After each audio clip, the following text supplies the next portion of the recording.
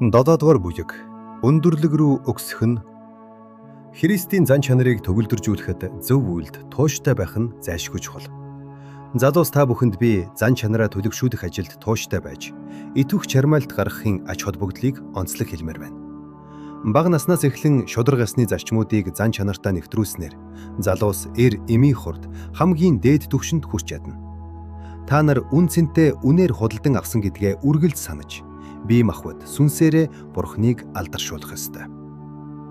Өдөр бүрийн ахид залуусын хийх ажил бол өдөр бүр урах шахах явдал.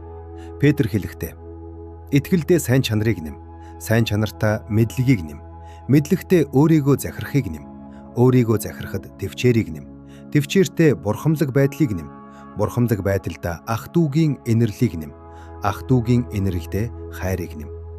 Учир нь эдгээр зүйл та нарын дотор байж, улам бүр ариун бол та нар эзэн Есүс Христийн талаарх мэдлэгт үр жимсгүй хоосон байхаа болно. Эдгээр алхмуудыг бүгдийг нэг дор тоочоод эхлэх ёстой гэсэн үг биш. Харин Есүс рүү харцаа төвлөрүүлж, Бурхныг алдаршуулах зорилготой байвал та урах шахиж чадна. Та Христийн төгс хэмжээнд нэг өдрийн дотор хүрч чадахгүй. Хэрэв бүх бэрхшээлийг урдчлан харуул, та сэтгэлээр унаж болзошгүй. Сатан таныг Есүсээс сатааруулахын тулд бүх төрлийн аргыг хэрэглэнэ. Бэрхшээлийг даван туулах нь. Бидний замд саад болж буй бүхнийг бид нэг бүсчлэн даван туулах ёстой. Эхний бэрхшээлийг давбал дараагийнхыг илүү хүчтэйгээр туулах болно. Ингэж алхам бүрээр хүчтэй болж ахиц гаргана. Есүс рүү харуул бид ялж чадна. Харин бэрхшээл рүүгээ харцаа тогтоож зөвийн төлөө тэмцэхээс ухрах үед бид сул дор итгэлгүй болдог. Алхамаар урагшилсаар эцэст нь хамгийн өндөр оргилд хүрч болно. Амьдралдаа хийж гүйцэтгэх бүх ажлыг нэг дор хараад сэтгэлээр бөөнө.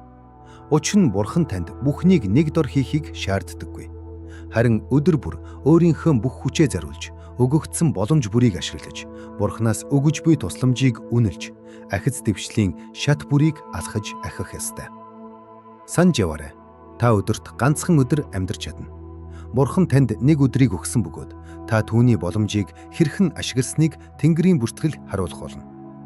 Бурхан танд өгсөн өдөр бүрийг ийм байдлаар ашиглаж чадвал эцэст нь эзнээс "Сайн байна, сайн бөгөөд үнэнч зарц минь" гэсэн үгийг сонсох болно.